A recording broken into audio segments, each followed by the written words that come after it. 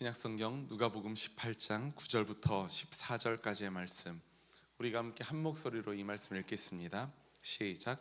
스스로 의롭다고 확신하고 남을 멸시하는 몇몇 사람에게 예수께서는 이 비유를 말씀하셨다. 두 사람이 기도하러 성전에 올라간다. 한 사람은 바리새파 사람이고 다른 한 사람은 세리였다.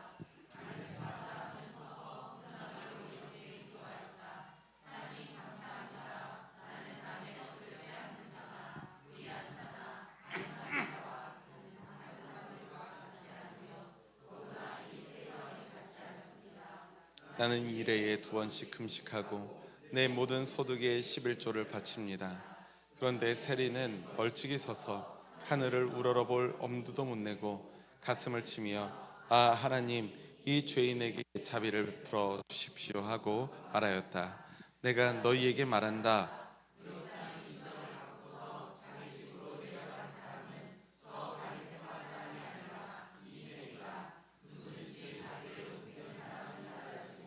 자기를 낮추는 사람은 높아질 것이다.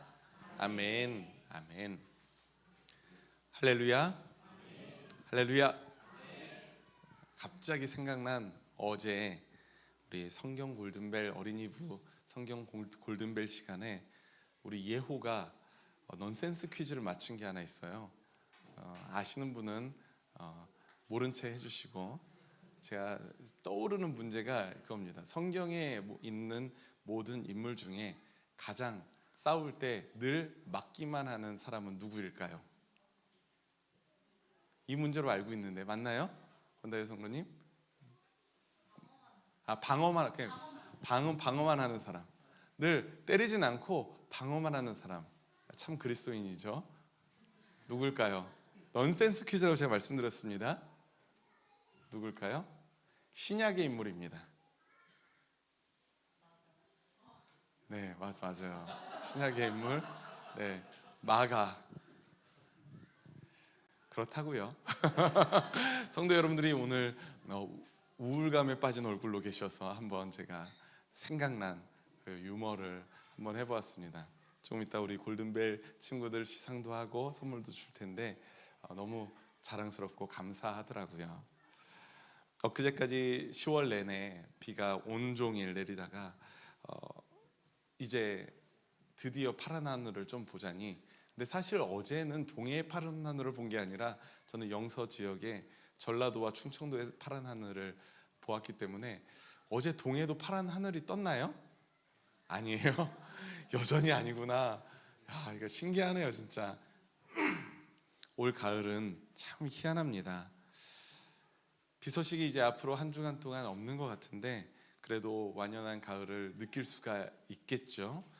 그런데 다음 주에는 이른 한파가 시작된다는 예보도 있으니까 약간 봄, 여름, 가을, 겨울 이렇게 가는 것 같습니다.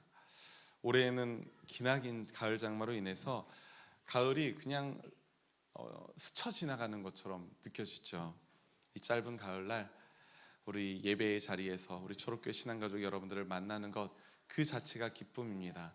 우리가 단풍은 보지 못하더라도 우리 옆에 있는 성도들의 얼굴을 보는 것만으로도 우리가 그 기쁨을 충만하게 누렸으면 정말로 좋겠습니다. 오늘도 우리가 함께 창조주 하나님께 드리는 예배가 그런 우리가 함께 있음이 기쁨이 되는 그런 예배가 되기를 주님의 이름으로 축원합니다. 오늘도 주변에 있는 우리 신앙가족들에게 이렇게 인사했으면 좋겠습니다. 당신 만나는 게 제일 좋아요.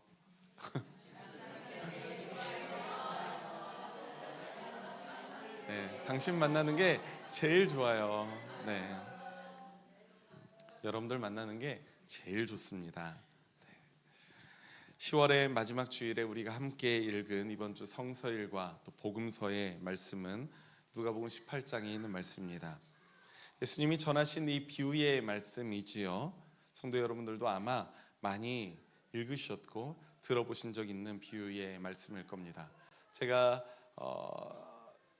그간 초록교회에서 설교했던 설교의 원고들을 차곡차곡 쌓아놓은 디렉토리가 있는데 거기에 누가복음 18장 딱 검색해 보니까 오늘 설교를 말고서도 같은 본문인데 두 개 서로 각각 다른 내용으로 두 번이나 설교를 더 했더라고요. 그래서 늘 고민입니다. 이 같은 맥락으로 설교를 해야 되나 아니면 다른 맥락으로 설교해야 되나 하나님께 기도하다가 주님이 다른 맥락의 메시지를 주시면 다른 길로 가고 같은 맥락의 말씀을 주시면 같은 메시지로 나아가는데 오늘은 꼭 이렇게 바쁜 한 주간은 다른 메시지를 줘요. 하나님이 참 얄궂으신 분이시기도 해요. 오늘은 우리가 늘 이 누가복음 18장의 말씀을 볼 때마다 바리새파 사람의 기도 또 세리의 기도에 관한 말씀을 나누었다면 오늘은 기도를 좀 벗어나서 조금 더 본질적인 예수님의 응답에 대한 이야기를 여러분들과 함께 나누었으면 좋겠습니다. 바리새파 사람과 세리가 각각 성전에 기도하러 갑니다. 그리고 그 기도를 통해서 누가 하나님께 의롭다 인정을 받았는지 이것에 관한 이야기가 바로 오늘 본문의 말씀이죠. 오늘 본문의 시작을 보니까 이 이야기의 대상이 분명하게 지목되어 있습니다. 9절 말씀을 보십시오. 어떤 사람들이 이 말씀을 들어야 되는 사람입니까? 어떤 사람들에게 향하신 말씀입니까? 스스로 의롭다고 확신하고 남을 멸시하는 사람들. 분명히 그 자리에도 그런 사람들이 있었던 거예요. 그리고 그 사람들을 향해서 예수님이 타겟팅을 해서 이 비유의 말씀을 전하시는 겁니다. 그 이야기 속으로 한번 들어가 봅시다. 바리새파 사람이고 또 세리 이 두 사람이 기도하러 성전에 올라갑니다. 이 장소가 성전이라는 점도 우리가 그것을 통해서 알 수 있는 점이 몇 가지가 있습니다. 지금이야 우리가 이 성전에 함께 한 자리에 모여서 예배를 하고 있죠. 하지만 당시 유대인들의 성전에서는 조금 달랐습니다. 제가 지난주에 주안지방 연합성의 말씀을 섬기러 갔다 왔잖아요. 그리고 그 지방 40개 교회에 굉장히 큰 지방이더라고요. 근데 거기 지방에 제가 아는 사람이 거의 없고 주안감리교회라는 그 지방에 아주 큰 대형 교회의 부목사 한 명하고 저의 친분이 있어서 그 부목사는 저희 교회에도 한번 와서 예배를 드린 적이 있습니다. 그 친구가 있어서 그 친구를 먼저 만나러 주안감리교회에 갔습니다. 근데 주안감리교회에는 굉장히 좋은 박물관이 하나 있더라고요. 전임 목사님께서 은퇴하신 전임 목사님께서 굉장한 수집광이셔서 세계 곳곳을 다니실 때마다 성서에 관한 성경에 관한 수집물들을 고고학 수집물들을 막 모으시는 거예요. 국제 성서 박물관이라는 박물관을 이렇게 딱 아주 멋지게 열어 놓으셨습니다. 개교회에서 만든 박물관 치고는 진짜 깜짝 놀랄 정도로 아이들도 재밌게 참여할 수 있는 체험할 수 있는 여러 가지들이 있어서 사실 저 개인적으로는 굉장히 놀랐거든요. 그래서 사모님과 사진도 찍고 또 베드로 물고기도 밟아보고 뭐 여러 가지 재밌는 활동들을 했습니다. 근데 거기에 그거는 이제 고고학적 유물은 아닌데 우리나라의 옛날에 예배당의 구조가 이제 미니어처로 만들어진 것이 있었어요. 기역자 교회, 이름이 기역자 교회입니다. 기역자처럼 딱 생겼습니다, 교회가. 그리고 이 말씀을 전하는 제가 여기에 딱 있어요. 기역자 이거 꺾어지는 부분에 이 강단이 딱 있습니다. 그 왜 기역자일까요? 기역자면 제가 그 딱 꺾어지는 부분에 제가 있다면 이렇게 생기는 걸 거 아니에요? 왜 그럴까요? 맞아요, 정확합니다. 그리고 가운데에 가림막이 딱 있거든요. 이쪽은 남자, 이쪽은 여자만 있는 겁니다. 남녀 칠세가 부동석이기 때문에 그 초기 한국교회의 형태였어요. 기역자 교회.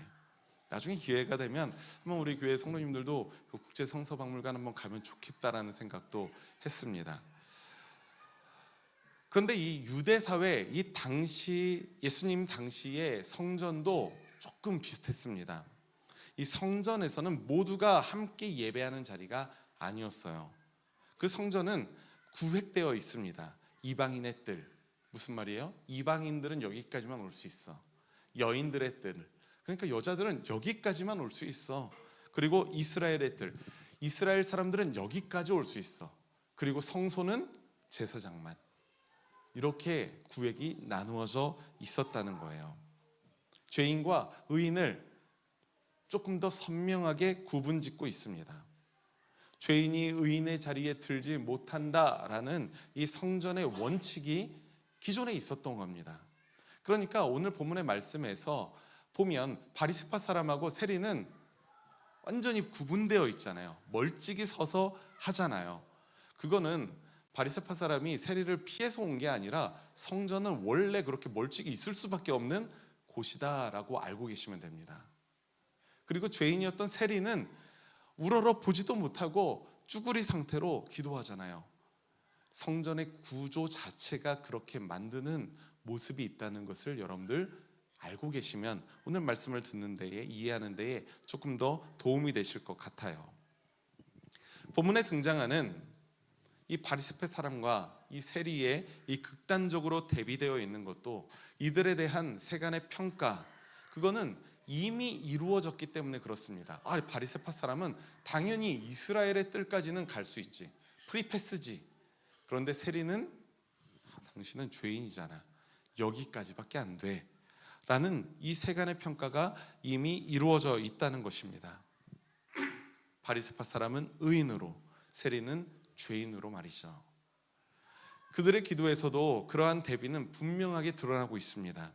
먼저 바리새파 사람의 기도를 한번 볼까요? 11절 말씀, 본문 11절 함께 읽겠습니다. 시작. 바리새파 사람은 서서 혼잣말로 이렇게 기도하였다.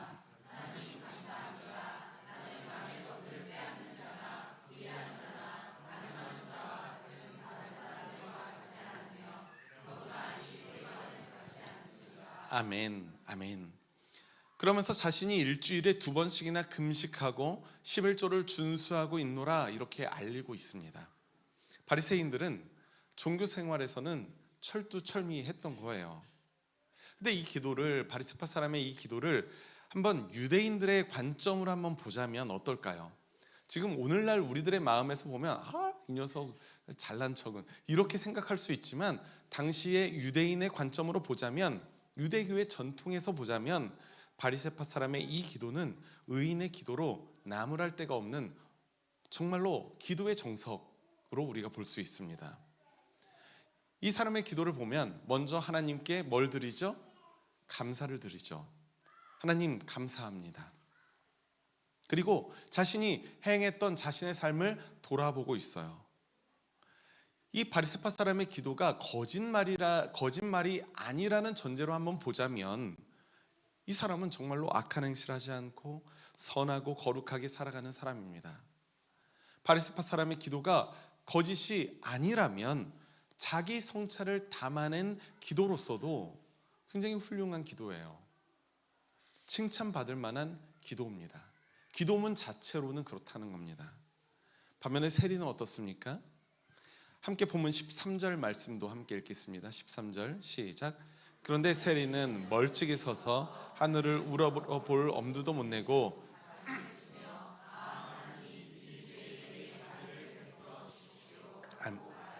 아멘. 이 세리의 기도를 보면 어떻습니까?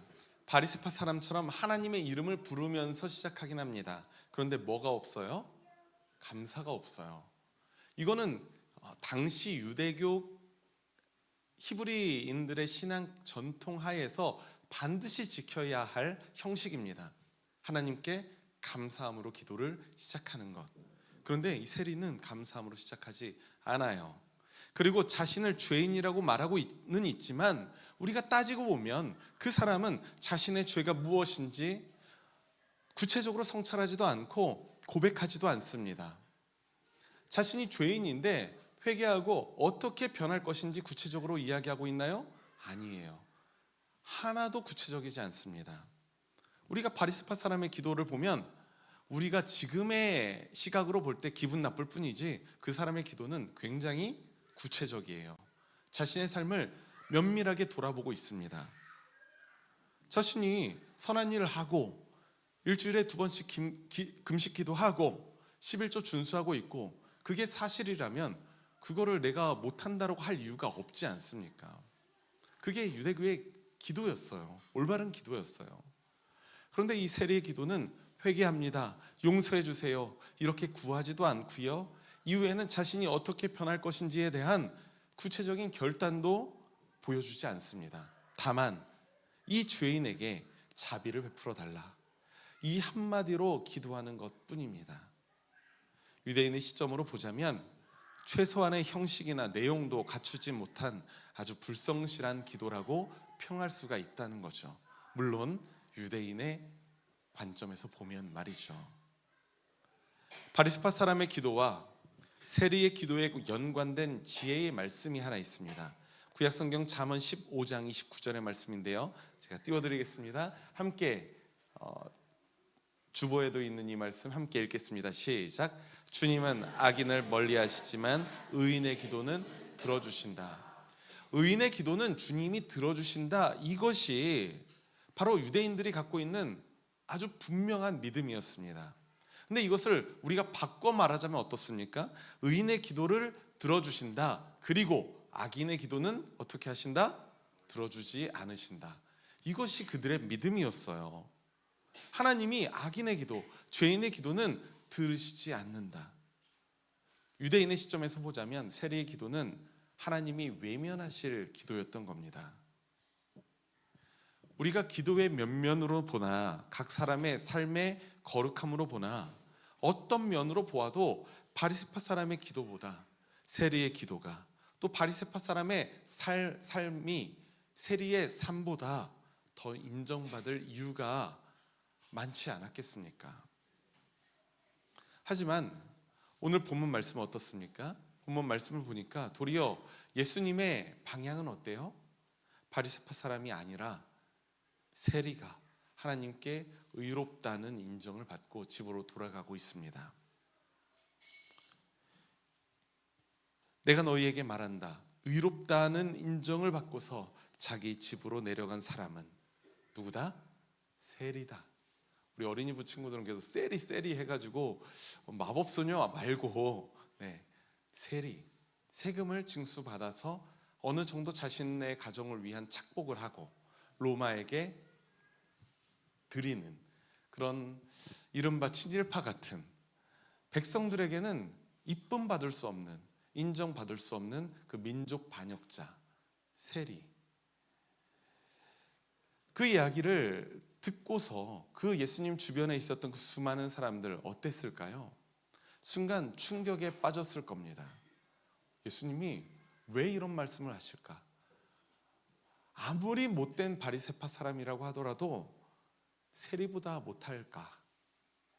그런데 왜 이런 말씀을 하실까? 왜 저 악한 세리를 예수님은 인정하실까?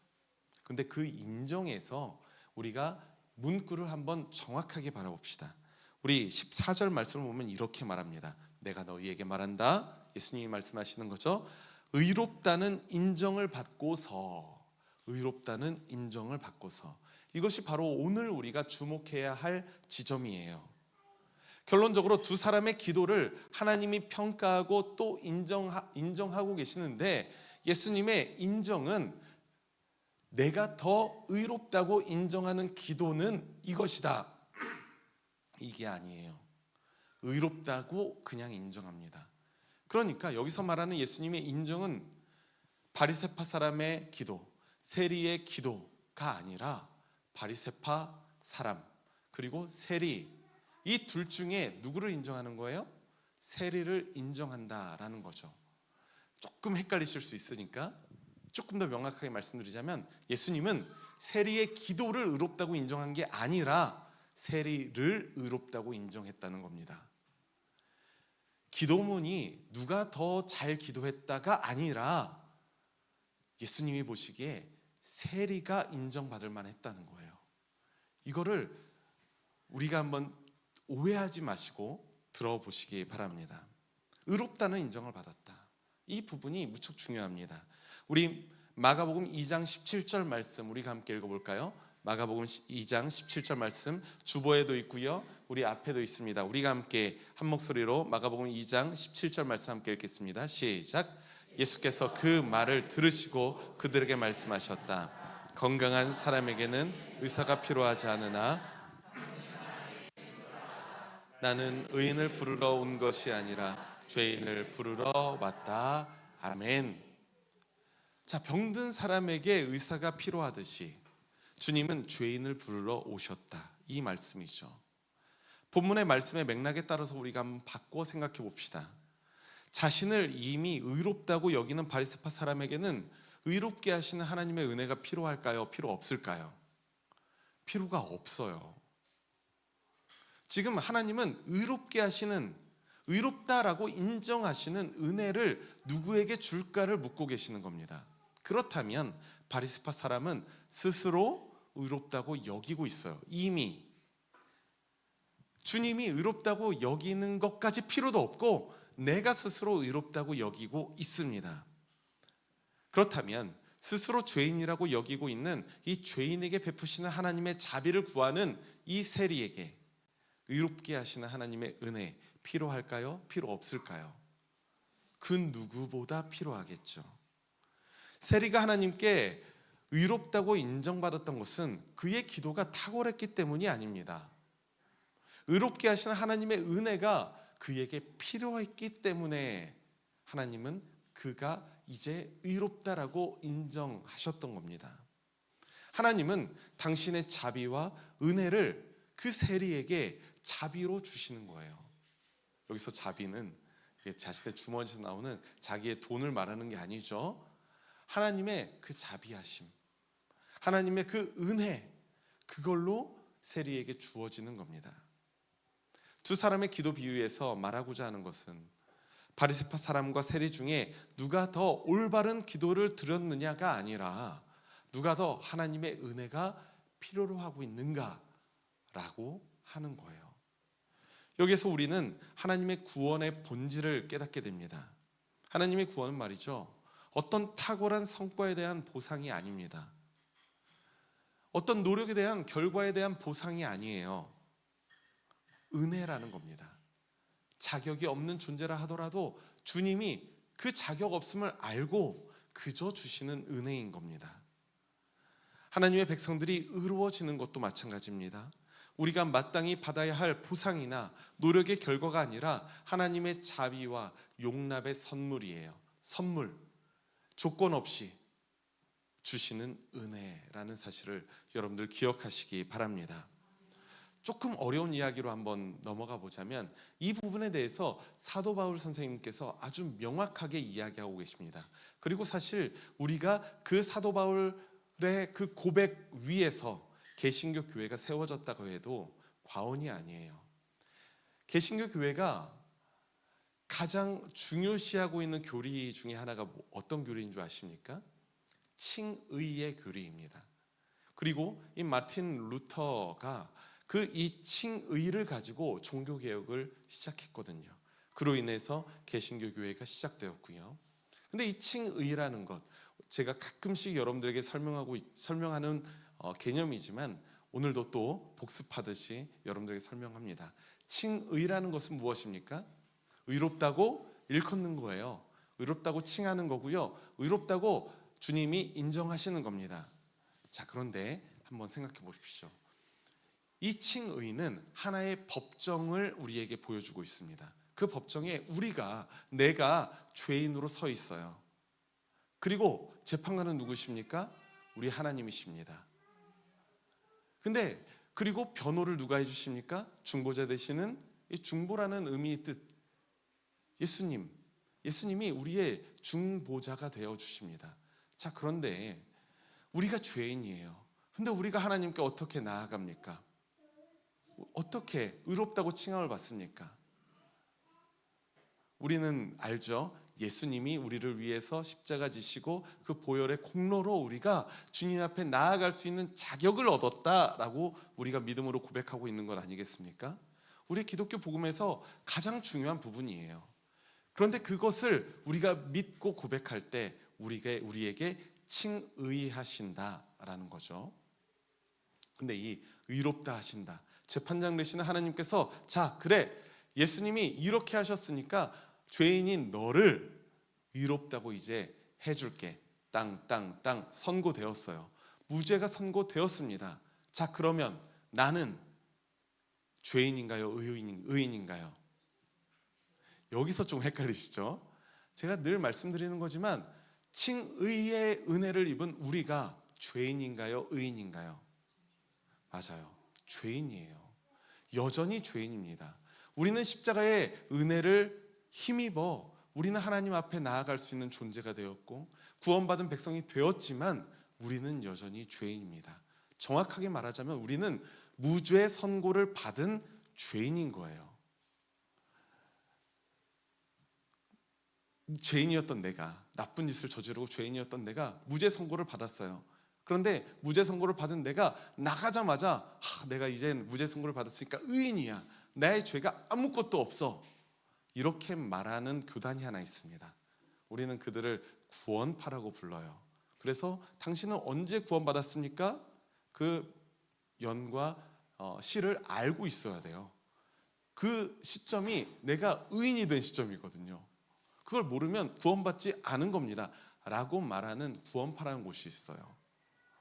그러니까 거기는 늘 어떻게 접근을 할까요? 구원받으셨습니까? 그럼 언제 구원받으셨습니까? 그럼 쭈뼛쭈뼛 할 거 아니에요. 그럼 아직 당신은 구원받은 게 아닙니다. 그러면 충격. 그럼 어떻게 구원받을 수 있겠습니까? 이게 그들의 사실 수법이거든요. 근데 우리는 언제 구원받았습니까? 명확해요. 예수님이 우리를 위하여 십자가 지셨을 때, 그때 우리는 구원받았습니다. 그렇지만 우리는 의인입니까? 죄인입니까? 죄인이라는 거죠. 무죄 선고를 받은 죄인. 그러면 우리가 교만해야 됩니까? 겸손해야 됩니까? 당연히 겸손해야 되는 거예요. 자랑할 것이 있나요? 없나요? 없어요.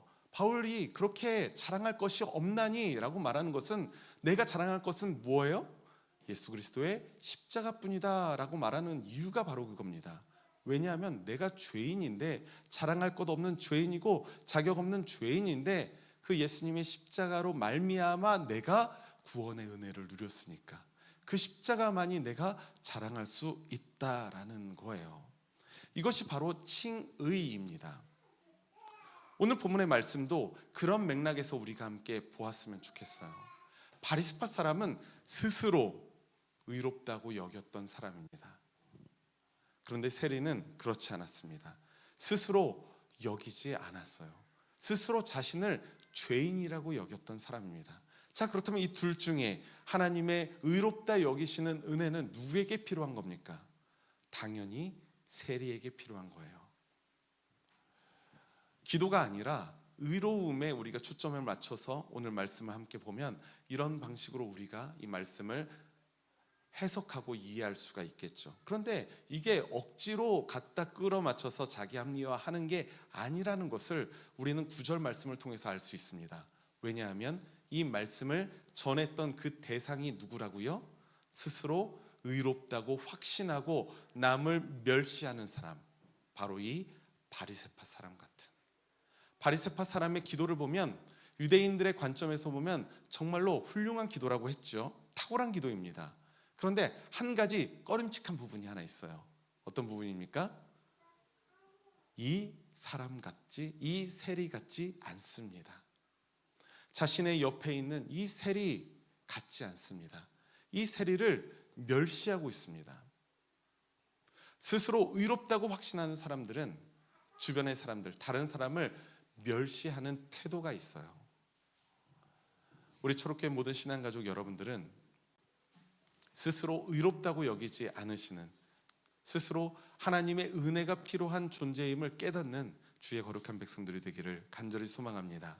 그리고 그것을 우리가 알았을 때 우리 이외의 사람들을 마주하는 우리의 삶의 태도도 멸시와 정죄가 아니라 포용과 연대와 또 화합과, 그 사람들을 널리 관대함으로 안을 수 있는 넓은 품을 우리 주님에게로부터 받을 수 있는 우리 초록교회 신앙가족 되기를 간절히 소망합니다. 우리 사랑하는 초록교회 신앙가족 여러분, 저는 우리 초록교회 신앙 공동체가 분수를 아는 공동체가 되었으면 좋겠습니다. 여러분들이 분수를 아는 신앙인이 되었으면 좋겠어요.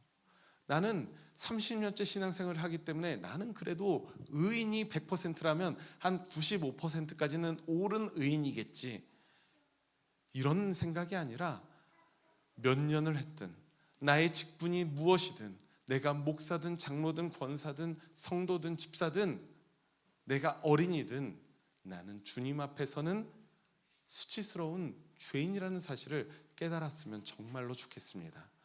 그 마음을 가지고 우리가 신앙생활을 할 때 하나님과의 나의 관계가 건강해지고요, 나와 너의 관계가 건강해지는 거예요. 왜냐하면 그 누구도 자랑할 것이 없어요. 그 누구도 잘난 것이 없어요. 주님의 십자가 앞에서 누구나 부끄러운 사람이고요, 누구나 은혜가 필요한 존재이기 때문에 그렇습니다. 신앙 공동체라는 것은 그것을 아는 곳이고요, 그것을 알므로 말미암아 세상 가운데로 십자가 지고 나아가는 그런 공동체임을 여러분들 기억하시기 바랍니다. 그것을 우리의 마음으로 믿고 고백하여서 주님, 내가 주님의 은혜가 필요한 존재입니다. 그 은혜를 우리에게 부어 주옵소서. 그렇게 겸손히 기도할 줄 아는 우리 초록교회 신앙가족 여러분들이 되시기를 주님의 이름으로 축원합니다. 오늘 말씀을 기억하면서 주보에 있는 공동체의 기도, 우리가 함께 한 목소리로 기도하겠습니다. 시작. 자비로우신 하나님 아버지, 주님의 말씀을 통해서 하나님의 마음을 깨닫게 하시고 우리의 소망이 어디에 있는지 알게 하시니 감사합니다. 우리의 소망은 하나님께 있으니 우리가 하나님을 힘입어 악한 세상을 이겨나갈 수 있도록 도와주옵소서. 우리는 모두 하나님의 은혜가 필요한 존재입니다. 스스로 의롭게 여기는 자기 의의를 모두 내려놓고 겸손하게 하나님의 자비를 구하오니 알맞은 때 우리에게 필요한 주님의 은혜를 내려 주옵소서. 자격이 없는 우리들에게 주님의 십자가 사랑은 하나님의 은혜를 드러내는 통로가 됩니다. 감사드리며 우리 주 예수 그리스도의 이름으로 기도합니다. 아멘.